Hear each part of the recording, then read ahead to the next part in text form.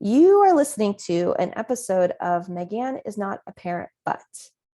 And today's episode is brought to you by Positive Parenting ClassPass. Positive Parenting ClassPass is the best way to start your positive parenting journey. It is 6 simple positive parenting classes to kickstart your positive parenting journey with me. And you can start today at bekindcoaching.com/ClassPass. In today's episode, we will be chatting about the qualities and characteristics of a not seeing parent. This is the final conclusion of this 8-episode stretch. So I invite you to get cozy, grab your notebook, and let's dig in. As we are on the final episode of this 8-episode stretch, looking at the difference between showing up in trusting ways and showing up in ways of not trusting ways through the aspects of feeling safe, feeling seen, feeling secure, and feeling safe, seen, secure, soothed. There we go. We've been circling around these foundational steps into building a healthy relationship. And when we're talking about attachment and attachment qualities and the quality of our attachment bond, what we're talking about here is that a strong relationship is that dance between rupture and repair, making a mistake and working to repair that mistake, messing up and fixing that mess up, having a moment of stress and then finding the moment of soothing. It's this constant up and down of just life that influences the quality of attachment. And attachment theory is the quality of that attachment bond, and it affects the way that your child and you develop mentally, physically, intellectually, emotionally, and socially.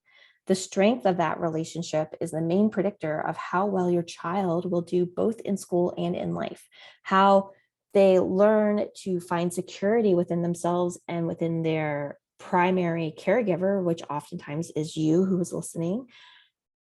They will bring that security, they'll bring that toolbox, they'll bring those coping skills into their stresses in places outside of you in the home. So how they will navigate their friendship stress, how they will navigate their school stress, how they will navigate their future romantic relationship stressors and patterns, all gets built in this primary connection to you, their caregiver. And when we're talking about this, what this is really just reinforcing is that the child is looking for a safe base. And your sense of safety is determined on that quality of attachment to your primary caregiver, how that child feels safe to leave you and come back to you, and then leave you and come back to you. And here, what we're talking about is that the sense of bonding that your child has with you is not always the same as the same perspective as you have with your child. So your perspective, how you see things, is always through the parent lens. You're going to see the space of from the adult, the caretaker's perspective. And that's different than the child's perspective. And in this 8-series stretch and in the work that I do, I really invite caregivers to move into seeing things from the child's perspective. So we're going to be looking at what is the child's perspective of being safe? What is the child's perspective of being seen? What is the child's perspective of feeling soothed? And then the child's perspective of having that sense of security. And I always like to say that a good foundation of this is worth the investment. Inside of Raising Respectful Kids, we go through that a good child is a supported child. A good parent is a balanced parent, and a good relationship is a secure relationship. And all of those places, the child, the parent, and the relationship is built on a sturdy foundation. That foundation, when we're talking about parent-child relationship and having healthy relationships, that foundation is the attachment. And the attachment is defined as that relationship that gives you an inner sense of security. And that inner sense of security comes from regulation. Regulation means having an appropriate response output to our internal stimulation. I like to think about this as like a thermostat, right? Like when I am in a season like summer where it's really hot and stuffy and humid, I want to be able to feel soothed and cool and safe in a cool environment. So I'm able to turn on the AC and it's able to help regulate the environment. Much like on the inverse, when it's cold and when it's a winter month and it's cold, I'm able to come in and find warmth. So I'm able to kick on the thermostat in and heat. So I'm able to regulate my environment based on the external demands.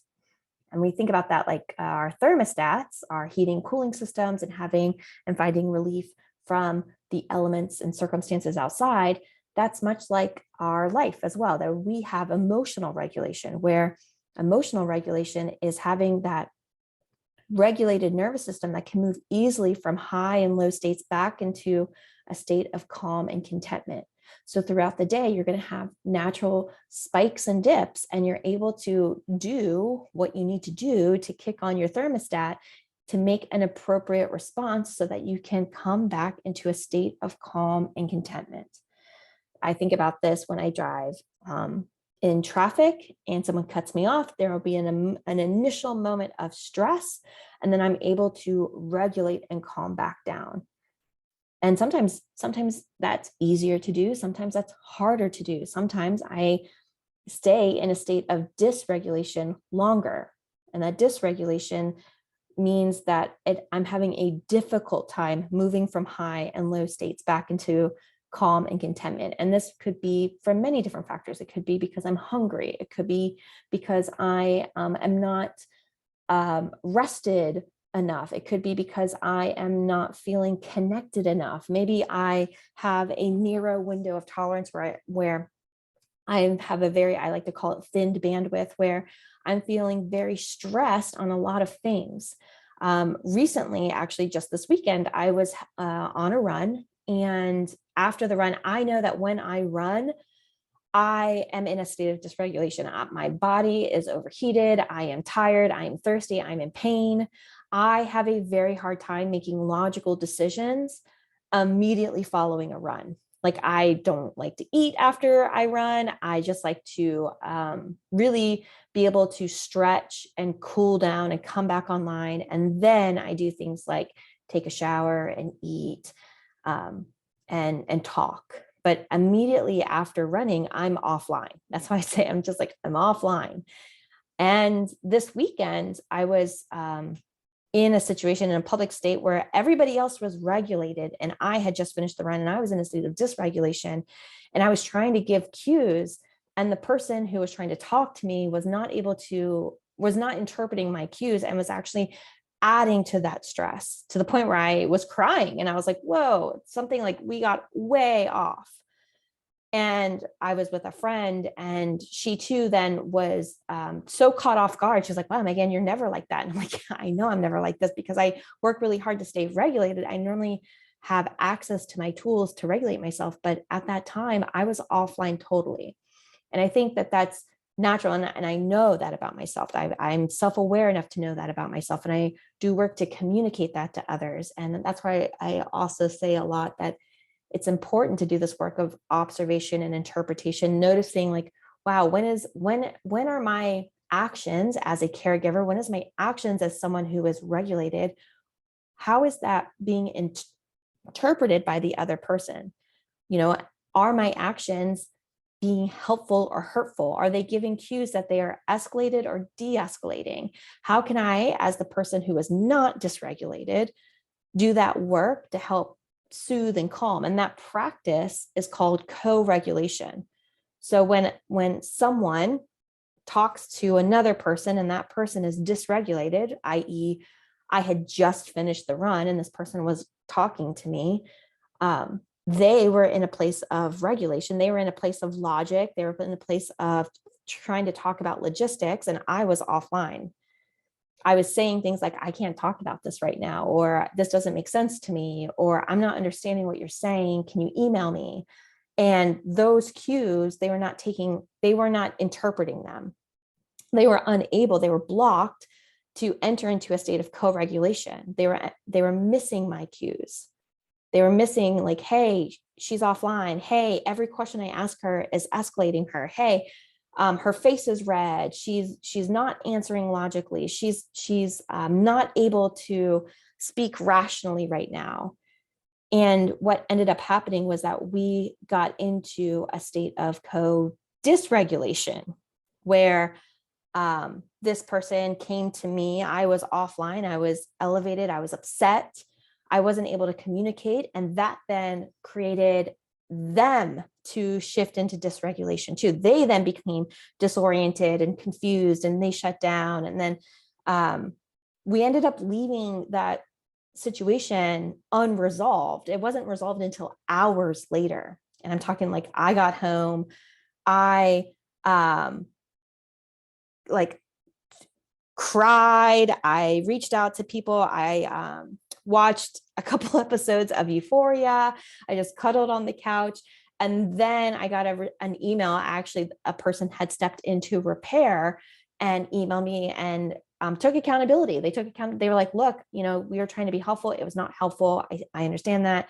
Thank you for sharing with me that I need to do a better job listening. And I thought, yes, great. I then was able to wait, because even in that email put me back into a state of dysregulation. I got upset again. So I knew like, okay, again, you need to wait to respond. And that's what I did. I ended up waiting another half an hour. And before I even responded back, to really make sure that I was articulating myself clearly and not adding more, I ran my message back through my husband. I ran my message back through a mutual friend. I was able to run it through some filters to say, hey, is this what I mean? Or am I still upset? I was able to find safe spaces for me to take my moments too, to help regulate, censor, see, validate. And then I was able to step into the next move. And we came out of it okay. I still feel a little bit tender about it. And I know that throughout the day, like it'll pass more and more as I come back and continue to process. This is the action. Even me talking about it now is me processing through what happened. But I want you to know that I have understanding about what happened. I have awareness around what happens. I understand what it feels like. And I understand what's going on, so that I am not feeling lost in this. And I think that that's why I wanted to make this series, and really just this whole year in the podcast, is that I want to normalize this, that this is normal. It's normal to be into situations where someone doesn't understand, either I'm not able to communicate or they're not able to interpret. And these moments of dysregulation happen. And oftentimes I see what happens is that erodes relationships. And I can even feel it coming up here in this running group. Like it's a little bit like, I'm going to go back on Sunday feeling a little bit unsafe. And then I'm going to have to work to build that trust up. And I think like I'm saying this in a space of like a once a week running community that is an hour of my week. That's something that's not high stakes. So I think that if I can be as sensitive here in this low stakes game, I think that this work can translate into higher stake situations as well. So that's why I talk about this. That's why I hold these spaces and dig into these concepts, is just to, I think the more we know, the more better prepared that we are to practice it. And was this comfortable? No. Was this fun? No. Was this, what either one of us was able to, was it what either one of us, was wanting? No. But it happened. And that's life. Life happens. These moments of dysregulation happen. And really being able to see the impact of our actions can really can make a world of difference. Even afterwards, my husband, when I was talking to him about it, he said, they thought that they were helpful, and he goes, this is one of those moments where I can see, I really see like the difference between intentions versus impacts, where their intentions were good and helpful, but the impact of it was not good. And he goes, this is one of the first times that I was able to support, he was able to support me as a partner and able to see like, ooh, I can stay objective in this without it creating co-dysregulation in him as well, And all that to say that this is natural. And I share this story because it's natural. It happens to us all because we are social mammals. And as social mammals, we need this connection and availability in others to help us soothe and regulate our nervous system. That's normal. Being able to enter into places of stress and rely on other people to help calm and soothe and process back down, that's normal. That's typical. In childhood, we then start to experience that with others around us. And then how we experience that then creates our working model, our sense of normal, and how to soothe our nervous systems. And when we do this, we enter into that state of trust, right? Like I was able to bring my stressor to my friends, to my safe spaces. Even you listening to this on the podcast, I was able to bring it and then work to process through it, work to navigate through it, work to use our tools, work to talk about it, to be validated in it, so that we could enter into a state of trust. It wasn't about who was right or who was wrong, or should someone have said that, or shouldn't someone have said that, or what could they have done differently. Like that time, there is purpose to that time. But the first is to always make that connection and always establish that trust, that sense of safety. And so then it invites us to ask ourselves, like, can we trust ourselves and others? Do we have an inner sense of trust in ourselves? And can we express our needs and then trust that others will hear, meet, and fill those needs? And that is what quantifies the quality of attachment. So when we have good inner trust and we trust others, then that helps build that sense of secure attachment. I'm able to trust myself and trust that I can take my stressors, my needs, my moments of dysregulation to others and help regulate through them, so that I can then enter back into that, right, that inner sense of security, which is that inner sense of regulation. Not to find out who was right or wrong, or who should be punished, or what they should do, is to find that inner sense, is to kick on my thermostat in an appropriate way so that I can get back into a state of calm and contentment. When I don't trust myself, but when I put all my trust in others, that can be labeled as not secure, anxious, where I have a need, but I'm not able to trust my own needs. So I need others to tell me what my needs are. When I trust myself in the opposite way, when I trust myself and I don't trust others, right? I know what I need, and then I'm not trusting to share it with you, then that's not secure, avoidant. I stop sharing. And then if I don't have trust in self and I don't have trust in others, then it's disorganized. I have all of these things and I'm trying to communicate them, but I don't know. Sometimes they land and sometimes they don't land. And when we're talking about trust, that's what we've been breaking down in this 8-episode series, where we can start to look at qualities and characteristics as you as the caregiver, how you show up, and then what is the impact of that? And is the impact trust or not trust? And we broke it down through security. How can we show up to build trust and security and not trust? How can we show up in ways to build safety and then not safety? How can we show up to build soothing and then not soothing, and then seeing and then not seeing? How can we start to show up in those ways of trust versus not trust? And we've now made it to the end, which is we're digging into being seen. And being seen is to have an understanding of someone else's mental landscape. What is going on for someone else? To be a seeing parent means to be both present physically and emotionally. And why we do this is so that we can mitigate through those feelings of loneliness, either physical loneliness or emotional loneliness. And I felt this weekend.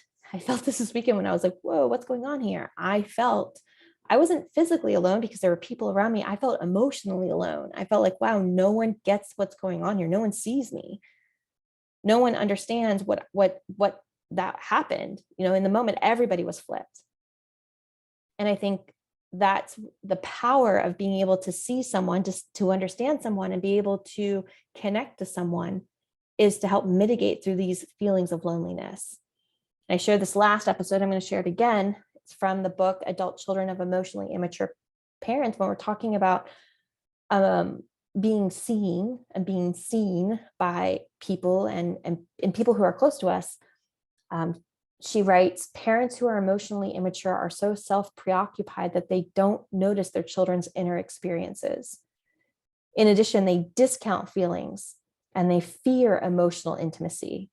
They're uncomfortable with their own emotional needs and therefore have no idea how to offer support at an emotional level to someone else. Such parents may even get nervous and angry if their children get upset, punishing them instead of comforting them. These reactions shut down children's instinctive urge to reach out, closing the door on emotional contact.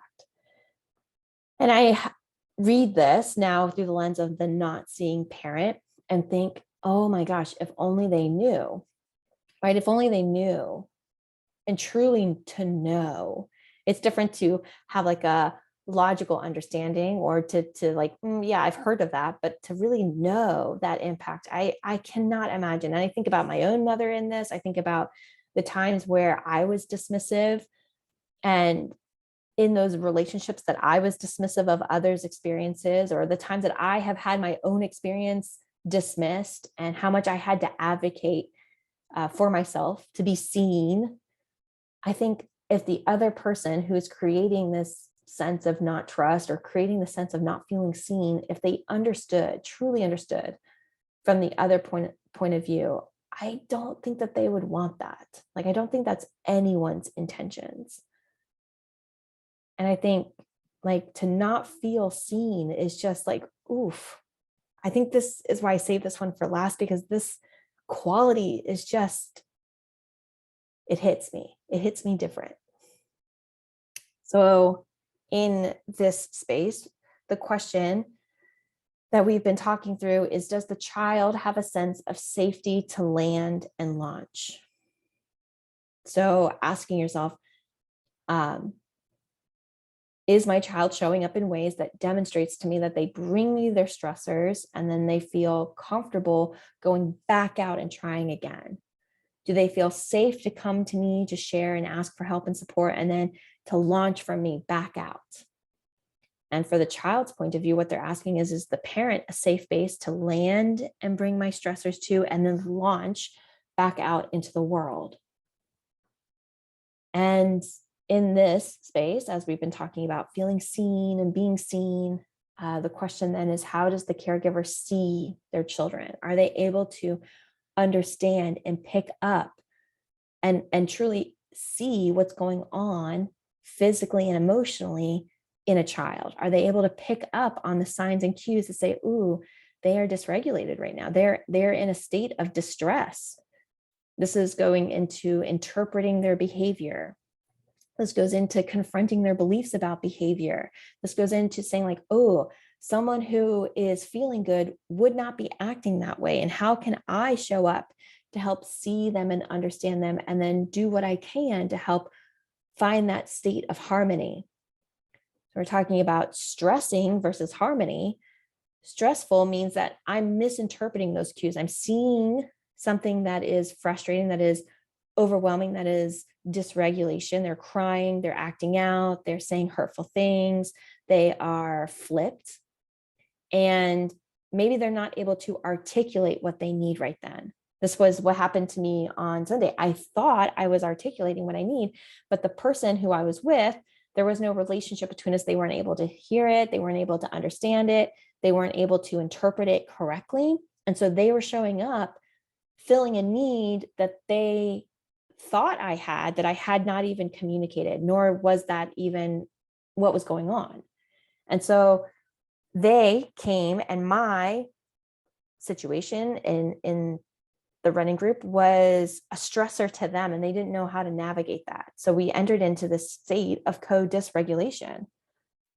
Versus being able to stay regulated means that the person who is in power, the person who is the head of the family, the head of the relationship, the person of power, the person who is in a state of regulation, able to accurately interpret what the child needs and then be able to stay curious. Curious has been this topic, side note, to curiosity has been this topic that keeps coming up with my husband and I about, instead of going into judgment and labels and assumptions, like leaning into asking curious questions and staying broad and getting more information so that we can then correctly and accurately fill those needs. So in this example, instead of assuming like, hey, you can't be hungry. The child in front of me, if they're crying and they have the need of hunger, but they can't communicate that to me, I'm not able to interpret it. Instead of just thinking like, oh, you must be tired because I just fed you, staying in that lens of curiosity, thinking, could you still be hungry? Like I changed you, I bounced you, maybe you're growing because I just fed you. So I'm surprised that you're hungry again, right? This is ways of just staying in that state of curiosity, in that state of calm, rational, green state mind, being able to assess accurately. And so now, before we get into the qualities of not feeling seen, and feeling is that sense of loneliness and how we can show up in those ways unintentionally, the question I want to invite you to consider is, who in your life, who in your inner circle, who helps you feel seen, heard, and understood? Who is your safe base? Who can you bring stressors to safely land in them, and then launch back out to try again? Who do you have security in? Who do you find that you can trust you and your experience, and then you can share that trust, and that it's accurately interpreted and responded to, and stayed and curious? Perhaps it's your partner, perhaps it's your best friend, perhaps it's your own parents, perhaps it's friends or community. Perhaps there's different people who fill this need in different situations. Perhaps there's someone who you feel like a work bestie that you can go and take work to. And if you took your work, business to like your high school best friend, maybe they wouldn't have the same context or understanding. I know that that's what it's like for me, knowing that there are different aspects, different facets of my life that I share with different people, and being able to have those safe spaces to go bring my stressors and then launch from them. I can think about that. And that even just thinking about that question and coming up with those people, that list, that brings a sense of soothingness to me. I'm able to feel like, okay, I have options. I have support. It's those people, again, whom you feel safe to land and launch from. So now we're going to get into a little bit more discomfort. So we've been talking about that sense of trust and safety is created when there is a need, and that need is communicated, and then the parent interprets and fills that need appropriately and accurately. And the outcome of that, the natural consequence of that, is trust. Trust is formed. And to counteract that, not trust is formed when there's a need and the person communicates that need, and then the parent misinterprets that need for many different reasons, but then fails to fill that need. The outcome of that is not trust. And what we're digging into today is, how can we show up? What are those traits that we can identify that we show up in ways that we are not seeing? And when we're talking about not seeing, we're talking about how can we show up, or how do we unintentionally, like I said, oftentimes these are unintentionally done, unintentionally show up in ways that create a sense of physical absence or emotional absence. So thinking about physical absence, physical absence can happen because a person is distracted.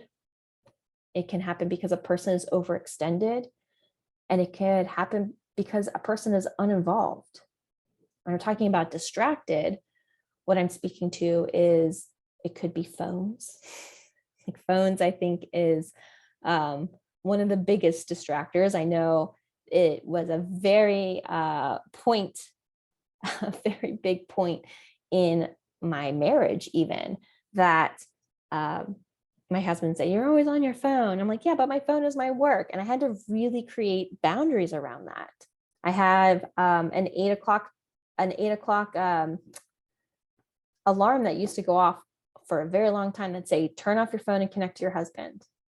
Because at 8 p.m. was like when we were done with everything. It was just like our quality time together. And I think that it's very easy to get pulled away from notifications. Now I have all of my notifications stopped. I do not get any notifications. And even now with my Apple device, I can set certain modes. So on focus mode, there's only 4 people whose texts will come through. Everything else I have to go and look through and look for with intention, meaning if I want to check on my Instagram, I don't get notified about Instagram. I have to go and open it up and look at it. Or I don't get messages or email notifications. I have to intentionally go and look at that, because that was a way that I created a boundary so that I would stay present and not be pulled into distraction. But it's a practice. And this, I say phones because, again, whatever I put out is because I'm talking to myself too, that it's easy to get distracted. The second is overextended. Overextended means just being pulled in so many directions, being pulled in having work obligations and friend obligations and school obligations and sports obligations, all these obligations that are filling the time, and that leaves you physically absent. And again, when we're talking about this, we're not saying that people are doing this on purpose. A lot of times this is just like, wow, how do we get to a place that we're doing something every single night? And then we're missing that physical space of just checking in, eating dinner together, or checking in and doing fun things together, or spending time together. And I can already feel like, but do I have to give up everything? And we're going to talk about that later, that it's not about the quantity of time, it's about the quality of time here. So when I talk about distracted or with phones, I'm not saying don't ever do it. I don't think that that's realistic. I'm saying just become aware of it. How can you start to begin to have better hygiene around it? How can you start to become more present to it? Not in a hard and fast. And I don't think anything in my world is ever hard and fast. It's just in a way of bringing more awareness to it. Same with being overextended, just not saying don't ever do anything, just becoming aware of, if I think about my bandwidth, if I think about those moments of dysregulation versus regulation, am I overtaxed and overextended, leaving my bandwidth taxed so that when stressors happen, they hit me harder. It's harder for me to recover. It's harder for me to bounce back. It feels like I'm always failing, or I'm always never enough. That feeling of never enough tends to trigger, for me at least, like maybe you're spread out too thin, or maybe you're overextended, and just a time to bring that back. The third quality here is just uninvolved. When I think about uninvolved, I think about a story that we're going to talk about later about one of my former clients. I share this story inside of phase 2 of the Understanding Us series, but I think about that sense of uninvolved where someone wants you to show up and then you're just simply just not there. So I think about videos I've seen of school events. I'm thinking about, there was actually a recent TikTok video where a child thought that their parents were not in the audience, and how they came out and they were feeling just long-faced and very disappointed and sad and just felt alone. And then they catch a glimpse of their parent in the stands, and then they light up. They're excited. They're like, you're there. You see me. I've worked so hard for this. That's what I'm talking about as uninvolved, is just someone who's just not there. And of course, again, I say this with asterisks, that there's life happens, events happen, things happen. Those mistakes, those ruptures happen. Those times that you're not able to be present happen. And that's why we lean into repair. If we can come back and we can connect and we can process through, then we can make that reconnection happen. Then we can do that repair. The other aspect of this being unseeing is not only just physically absent, but emotionally absent. And when I think about emotional absence, it makes me think about defensiveness. It makes me think about invalidation, and it makes me think of avoiding, where in that quote from adult parents of emotionally immature adults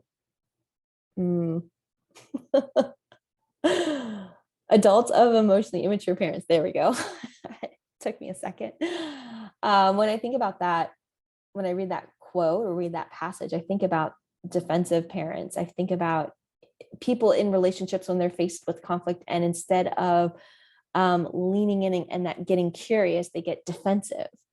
I think about moments where someone is communicating something that is upsetting them, or a like or a dislike, and it's met with like, that's not true, this is what's true, or you're wrong, that's not what happened, this is what happened. Again, instead of leading in with curiosity and compassion, we get that space of like, I know what's right for you and I'm going to tell you. And the last, avoiding, is just where something is uncomfortable and we just like avoid it. We just turn our heads, we cold shoulder it. We're just like, everything's fine. And really we're doing that because like, I'm not able to be emotionally present right now. I have to be emotionally absent because this is too much. It's flooding me. So when you're thinking about defense, I can think about so many. I have a whole Google Doc called Defenses Activated. And what that means is that there's strategies and ways that we defend ourselves when we feel attacked. I think that's a reoccurring theme inside of this season is talking through those defense mechanisms and going and digging into some of those common spaces like blaming. I'm like, I need to blame someone else so that I can avoid accountability, or attacking or passive aggression. These are all defense mechanisms, things that we come out when we're feeling attacked so that we can navigate through it. And part of being an unseeing parent is to be leading with that defense, leading with excuses, leading with that assumption, or leading with that, well, I'm trying my best. I'm trying to not make you upset. Actually, through this email that happened from Sunday, my husband asked, like, what are your thoughts? And I was like, I am really impressed that this person reached out to me. Like, I'm really grateful for it. I feel like that was helpful for me. However, with like my with my hurt lens on, I was like, it still kind of sounds like, I'm sorry you got upset, not I'm sorry I upset you. But that's just me being particular. Like, yeah, again, I was like, but if I'm being honest, like that was my experience, right? That was my defense coming out. Like, I'm still feeling a little bit hurt by this. But becoming aware of when we shift into those postures of defense, and even between my husband and I, we can say, oh, I'm feeling myself getting defensive right now. I'm feeling myself needing to justify right now. I'm needing to, find something at fault here. Even just calling it out is like such a win, because then again, we can both downshift. We can say, okay, well, there's no point in moving forward right here because we're not in a state of connection. We're talking about invalidating is just that space that like you communicate something and the other person just does not connect to you. It just does not validate, but does not see the inner person. And the example I have here is, when kids are like, well, I hate chicken nuggets, or I hate the color blue, or I hate going outside, I hate going to soccer. Like, they say something and that like, whoa, that's not the truth. And instead of going into like argue with them or invalidating them really and saying like, no, you love chicken nuggets. No, they are your best friend. No, you don't mean that.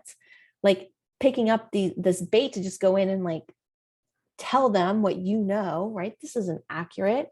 I know what's going on here. That creates this, again, feeling of unseen, right? The person who's communicating like, I hate chicken nuggets, is not feeling seen by the other person saying, no, you love chicken nuggets. It's like we try to like convince them, no, that's not right. Versus saying like, whoa, I thought you loved chicken nuggets. You must be really upset right now. You must really not want chicken nuggets right now. Like, we can take it in again to this space where we can still connect and help the other person feel seen and heard. This is like what emotional validation is all about. It's just showing up in ways that communicates, I see you, I hear you, I understand you. It is not condoning. It's not agreeing with. It's not saying like, oh, okay, I'll never buy chicken nuggets for you again. Like, I don't need to go into that route. I can just say, oh, I can show up in ways to communicate. I see you, I hear you, I get you. I can show up in ways that creates connection. The last here was avoiding. When I think about this is when I feel like disappointment is where I know in my own life, this is what comes up a lot, is whenever there's a sense of disappointment, it creates uncomfortableness. And then like we go to like avoid around it. So when you see your child get hurt, or when you perceive them as suffering in some way, or being left out, or not meeting expectations, and then we just avoid. So I think about the example that came to mind when I was doing this podcast was when you see the child fall in front of you and they're crying and they have a scrape on their knee. And then we show up in ways that are just saying like, you're fine, stop crying, everything's fine, hop up, shake it off, you're a big kid, don't even worry about it. And it's a way of just avoiding the discomfort. We sidestep around it. We're like, okay, and no, I don't want to handle that. And it's a way of just being like, I'm just going to put it over here. And in those cases, the impact of that is that the other person is not feeling seen, heard, or understood. They're not saying like, hey, I feel connected to you, that my inner experience, what's happening to me right now is feeling seen. I don't feel seen right now. I just feel like, oh, okay, this is too much. And now I'm going to not show it. I'm not going to communicate it. I'm not going to share it with you. And the two, like thinking, I'm sure as you're listening or watching through these, you may have situations either anecdotal from your own life, but I was trying to think about it like, where in media, what movies have I seen this play out in? What spaces do I see it play out in? And the two examples that I came up with was like the uninvolved absent parent, which is like Darth Vader, right? It's like at the very end, like you don't need even hear until the very end where Darth Vader is like, Luke, I am your father, like this whole time I thought that you were my enemy, but you're my father. Like I had no idea. So it's like quintessential, like just absent, where his son didn't feel seen or heard or safe or soothed by his caregiver. And then the other was Mrs. Doubtfire, where Robin Williams' character wasn't present. He was working all the time. And then he saw that, oh, I was going to be absent from my child's life. So then he became Mrs. Doubtfire. And I think like, wow, those are two examples. And I'm sure that there's countless many. I'm thinking Matilda. I'm thinking even Ariel. I know Ariel has been in the news recently because of the amazing actress Halle Bailey that will be playing the new Little Mermaid. I'm thinking about King Triton, even how Ariel did not feel seen by her father, and it was from the father's actions. And that's the space that we're here to explore, is like, how can we start to show up with higher quality tools and resources so that we can create a different impact. And that's what I want to reiterate here, is that it's quality over quantity. It's quality over quantity. You can still make a positive impact even if you do have a demanding job, even if you're not able to show up, even if you're not able to be there, even if you're not doing everything perfectly. You can make an impact with as little as 5 minutes, 10 minutes of high quality connection. It's not a lot. I don't want you to focus on that I have to be present to everything. I just want you to think about, how can I make the highest quality impact? And if I'm not there, how can I help process through that? And this reminds me again, like I said, I was going to end with this story from the Understanding Us series. Is the story of Bridget. And the Understanding Us series is a really great next step to anyone who is new to this work or revisiting this work. I know that I encourage Clear and Kind members to register and just do this every quarter. It's just like a little pulse check. But it's a 3-phase series where we go through five emails. It's all through awareness. Then in phase 2, which is the education class called Understanding Your Children, I introduce you to a former client of mine named Bridget. And I share the story, and I'm going to share it now with you. And I want you to think about, now that we're at the end of this series of not feeling safe, seen, soothed, and secure, I want you to see if you can hear those patterns come out in this story. So a little bit about Bridget. Bridget is married. She has 3 children. She works as a teacher, and she's an avid soccer mom. And she loves her kids so much that she's branded her whole life as mom. Like she loves being mom. And so what was happening when Bridget came to me was that Bridget started having power struggles with her teenage daughter. And she really found herself frustrated and disheartened and really resentful. And she had given everything to her daughter. She had made sacrifices. She had really aimed to be there all the time, specifically around soccer. And when she was communicating with a friend of hers and sharing that this was happening, her friend had said, hey, that I worked with Megan and actually learned some better tools, had different awarenesses, and was able to make real progress. And so that's what kind of prompted Bridget to reach out, which is why I say, if you share this work with someone else, I talk about it at the end of the podcast, I talk about it on social media, like sharing and bringing others makes it safe for others to ask for help. And this was, in Bridget's case, what happened for her as well. So when she came to me, she was saying things like, my teenage daughter is so disrespectful and ungrateful for everything I do for her. That was her perspective. And when I learned and dug into more what was going on was that she, when Bridget was engaging in these situations, she was showing up in ways that was adding fuel to her daughter's fire. And she couldn't understand why, because she was doing everything right. Like she would leave work to go to her events. She would make sure that her daughter had the right gear. She would make sure that she was there and present. She was doing all of the things that she could think to do to make things right. And it was still resulting in her daughter saying, like, I don't want you. You're not listening to me. You're doing too much. And so she was just like so confused that like what is going on here? Why is my daughter still so disrespectful? And so when we peeled back even more, what I learned was that growing up, Bridget played soccer as well and asked her mom repeatedly to come to all of her soccer games, and her mother was not present. She wasn't able to come for whatever reason. But for Bridget, she thought it was about her. Like she was like, oh, my mom just never came. Like, I would ask her to come and there was always an excuse. Either she was working or she was with my siblings, or she just didn't want to come. She was tired. And I just felt really alone in that. And I didn't want my daughter to ever experience that. And so when her daughter was born and was interested in soccer and started playing soccer, Bridget decided that she was going to do everything different. She was going to make sure that she was prioritizing her kids, that her kids were such the focus, and that she was like the quintessential soccer mom, that there was be no reason to ever doubt that, right? She didn't want her child to experience what she experienced. And so she said, I do everything different than how I was raised.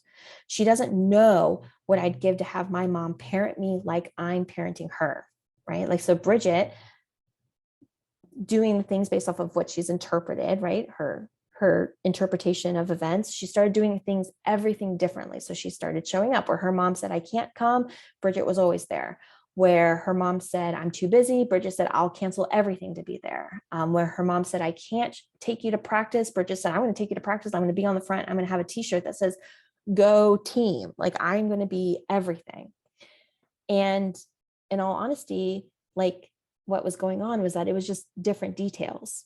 And unbeknownst to Bridget, she was executing on the same toolbox. And this was confusing. So when we dug deeper, we started to see that, yes, when we go to change just behavior, when we just try to do things differently and we just stay at an optic standpoint, like, I didn't like this, and so I won't do this. And we don't dig deeper into like what's fueling this behavior. Why are we doing this? We miss out on opportunities to find sustainable solutions. So we just try to change what we think is the problem.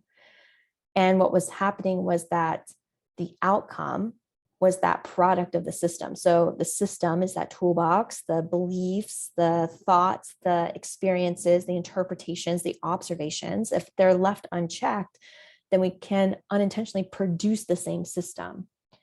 And here, what was going on when we could reflect it back to Bridget's experience, like Bridget was the daughter making a request to her mom. And the request to her mom was, Mom, come to my soccer game.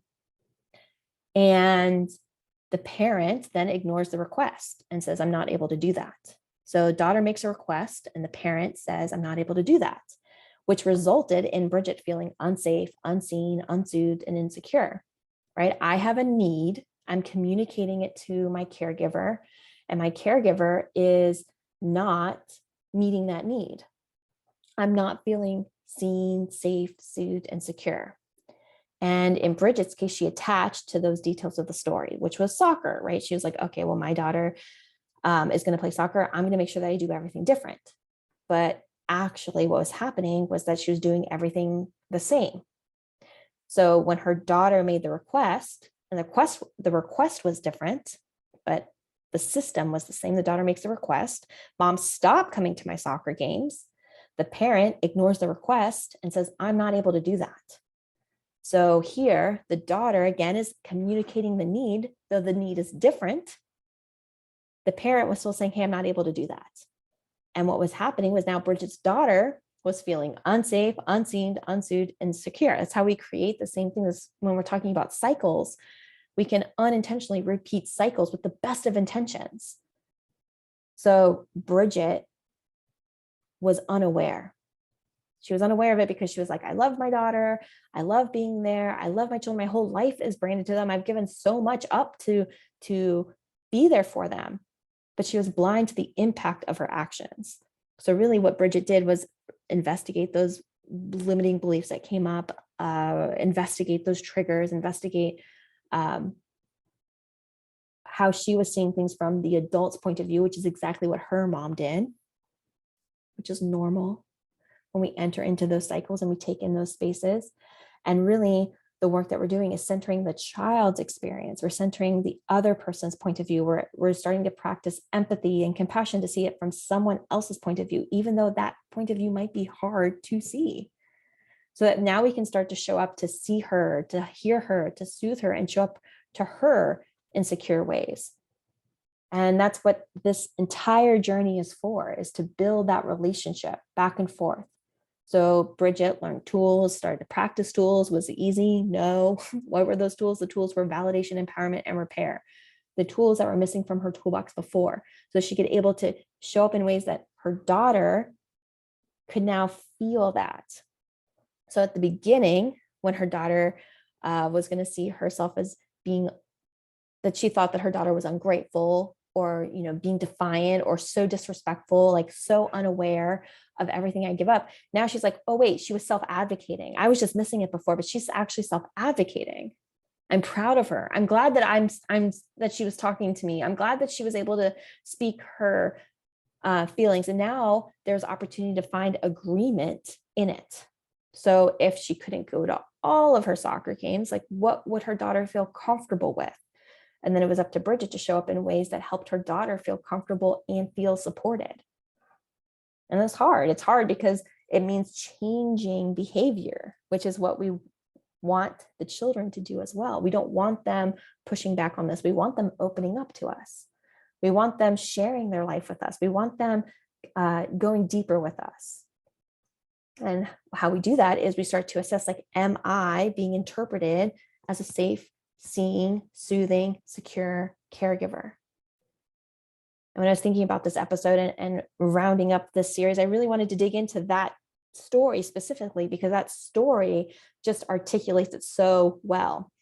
And I actually shared this story this weekend with my 14-year-old nephew. I shared it and he was like, wow, TT, that's what he calls me, TT. It's like, wow, TT, yeah.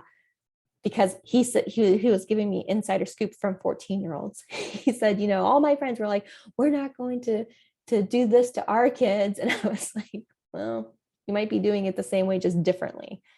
And I shared the story with him, and he actually listened to the episode of the outcomes of punishment. And he was like, yeah, that's it. So it's how we feel. So being able to see that it's not just about doing things differently. Like, we can exhaust ourselves trying to do things differently. But really, when we can change the system, and when we can do that work from a deeper level, then we can have different outcomes. And that's at the foundation of the work that I do, is to help build classes and courses to help parents become secure caregivers so that their children feel safe to bring their stresses, feel a sense of seen, safety, security, so that they can launch back out into the world and back into those spaces from a place of joy and from a place of disappointment, feeling supported by their caregiver. And I think that that's, when we think about it, that's the vision that we all have. So in closing, now that we're at the end of the series, now that we've gone through all of those aspects, and maybe you've done a little bit of a self-reflection or self-assessment, I invite you to think about how predictable are your responses and how secure do you feel with your parenting? How confident are you in your inner sense of regulating so that you can help your children regulate? If you've taken notes and you have anything to share, I love to see it. And you can share it one of three ways or all of three ways. You can share it on Apple Podcasts. You can leave a review. You can share your thoughts and takeaways on social media and tag me. And you can share your thoughts inside the dedicated post inside our Facebook community, Positive Parenting with Megan Ford. I want to say thank you for tuning in and staying to the end. My mission in life is to help parents feel supported so that they can support their children. I help them do this in many ways. This podcast, my Facebook community, and programs and book club are all ways to help parents work through the phases of awareness, education, and practice. And so if you are ready for the next step, I encourage you to take action by joining Positive Parenting ClassPass, where you can work through those 6 classes. The classes of Positive Parenting 101, you can learn about positive parenting, what it is and what it isn't. You can work through emotional validation, setting boundaries, ending entitlement, natural consequences, and apologizing. To get started today, you can visit and register at bekindcoaching.com/ClassPass. Thank you all for being here, and I cannot wait to see you next time. Bye, friends.